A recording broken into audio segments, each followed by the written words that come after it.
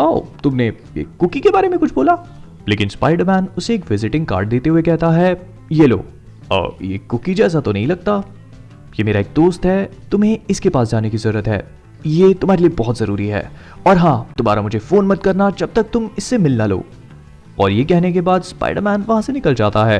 हे, तुम कहाँ जा रहे हो? तुमने मुझे कुकी देने का प्रॉमिस किया था। और डेडपूल इस कार्ड को उठा के देखता है जिस पर जॉन जेमसन का नाम होता है और एड्रेस होता है रेवेनक्रॉफ्ट का।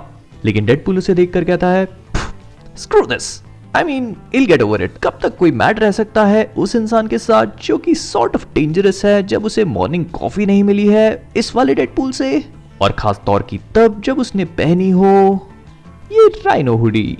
और डेडपूल राइनो के प्रेजेंट को खोल के देखता है जो कि लिटरली एक राइनो की हुडी थी। खैर कोई बात नहीं, मैंने इससे पूरी चीजें पहनी है।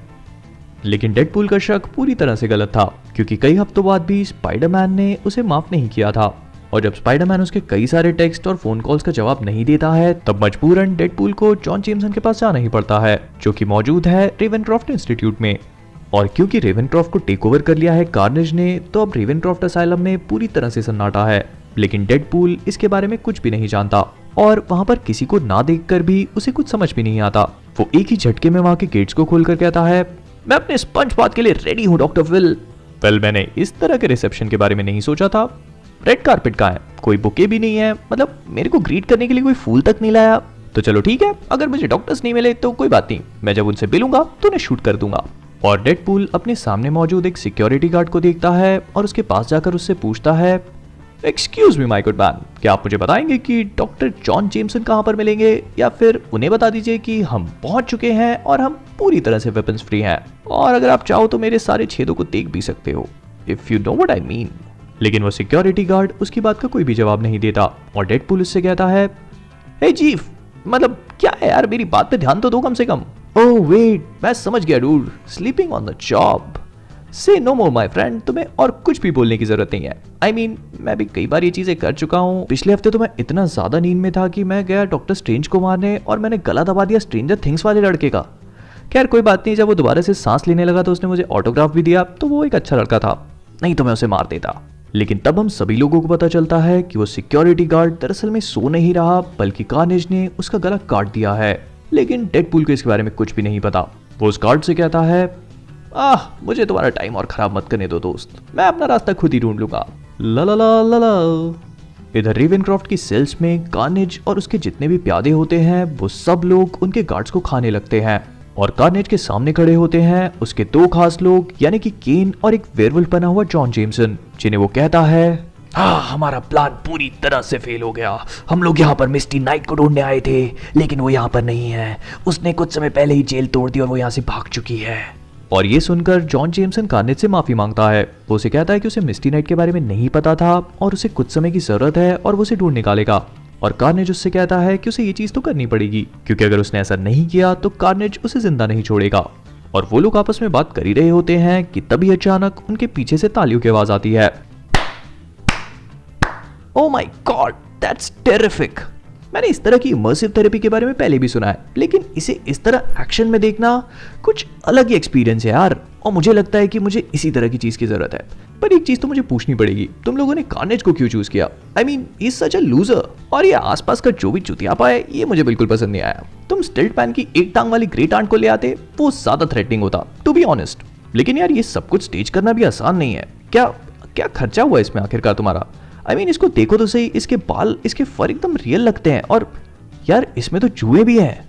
ओह एंड दैट डॉग ब्रेथ, क्या बात है यार। इसे सुनकर तो ऐसा लग रहा है जैसे इसको किसी ने इसी की टट्टी खिलाना सिखाया हो। Authentic, pretty dam authentic. मतलब अगर मुझे ये चीज पता नहीं होती तो मैं तो ये सोचता कि सचमुच एकदम रियल है। और ये सुनकर कार्नेज कहता है, किल हिम। और इसके बाद वाले सीन में हमें डेडपूल के चिल्लाने की आवाज आती है और हम लोग देखते हैं कि वो दौड़ता हुआ वहां से बाहर निकलने की कोशिश कर रहा है। और मैं यहाँ पे आया था बिना गन्स और नाइफ्स के। हेल मैं अपने साथ कोक और पॉप रॉक्स तक नहीं लाया। ऑल्दो ये सोचकर मुझे एक आइडिया जरूर आया है, मैं किचन को यूज कर सकता हूँ, क्योंकि यहाँ से मैंने पहले स्नैक्स उठाए थे और यहाँ पे थे माइक्रोवेव्स। और वो वहां पर जितनी भी चीजें हैं उनसे उस दरवाजे को ब्लॉक कर देता है और अपने आप से कहता है, और हर कोई और उनकी मदद जानती है कि जब हम लोग माइक्रोवेव में मेटल को डालते हैं तो क्या होता है। वो वहां पर जितने भी मेटल की चीजें होती हैं उन्हें उठा के माइक्रोवेव्स में डालने लगता है और कहता है, मैं इसमें इतना लोहा भर दूंगा जितना आयरन मैन के अंडरवेयर में भी नहीं है। अगर आयरन मैन अंडरवेयर पहनता है तो एक मिनट, क्या वो डूड अपने आर्मर में नेकेड होता है? बाप रे, मैं भी क्या क्या चीजें सोचने लगता हूँ। खैर, इसी सब में तो मजा है। और इसी के साथ वहां पर जितने भी सिम्बियोट्स होते हैं वो उस गेट को चीर कर उस किचन के अंदर पहुंचने की कोशिश करने लगते हैं। और उन्हें देखकर डेडपूल कहता है, क्या मेरे पास एक ब्रेकफास्ट बरीटो गर्म करने के लिए टाइम है? I am guessing no. और जैसे ही वो सारे के सारे सिम्बियोट्स उस रूम में पहुंचते हैं, डेडपूल उन दोनों माइक्रोवेव्स को अपने हाथों में उठाता है और उनसे कहता है, well say hello to my little friends gentlemen. मेरे इस वाले का नाम बर्नी है और दूसरे वाले का नाम एक्सप्लोडी। एक्सप्लोडी वैसे मेरी माँ का लास्ट नेम था, लेकिन क्योंकि तुम सारे के सारे सिम्बियोट्स आग से बहुत डरते हो तो तुम लोग इन लोगों को डेथ भी कह सकते हो। और उस पूरे के पूरे रेवेनक्रॉफ्ट में आग लगने के बाद कार्नेज अपने साथियों के साथ बाहर निकल के आ जाता है और वो जॉन जेमसन से कहता है, मैंने तुमसे कहा था ना फ्लीबैग, अब मुझे तुम्हें खत्म करना होगा। लेकिन जॉन जेमसन उससे कहता है कि उसे इस बारे में पता तक नहीं था कि मिस्टी नाइट वहां से भाग चुकी है। और जहां तक डेडपूल की बात है तो डेडपूल के बारे में तो किसी को भी नहीं पता था। उन्होंने ये सोचा तक नहीं था कि वो यूनिकॉर्न का हुडी पहनकर वहां पर आ पहुंचेगा। लेकिन कार्नेज उससे कहता है, वो यूनिकॉर्न का हुडी नहीं था बेवकूफ, वो एक राइनो का हुडी था। Wait a second, unicorn, Jameson तुम जीनियस हो, मुझे अभी अभी कुछ रियलाइज हुआ है। वो क्लाउन, वो बेवकूफ गधा इंसान ही एक है जो 4 सिम्बियोट से फ्यूज हो चुका है और इसी वजह से उसकी स्पाइन ऐसी है जैसे कोडेक्स लॉटरी। और डेडपूल सचमुच हमारे लिए एक यूनिकॉर्न है। तो मेरे भाइयों, अब तुम सभी का एक ही काम है, वो गधा हमारी टॉप प्रायोरिटी है, तो कैसे भी करके जाओ और उसे पकड़ के लाओ। और इधर हम सभी लोग देखते हैं कि डेडपूल रेवेनक्रॉफ्ट से बाहर निकल रहा है एक गाना गाते हुए, burn baby burn, disco inferno, burn baby burn that mother down.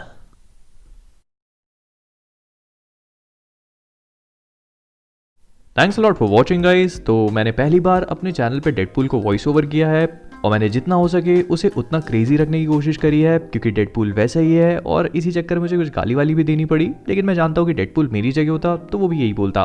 खैर, इसी बात पे अगर आपको ये वीडियो पसंद आया हो तो प्लीज़ इसे लाइक और शेयर करना मत भूलिएगा।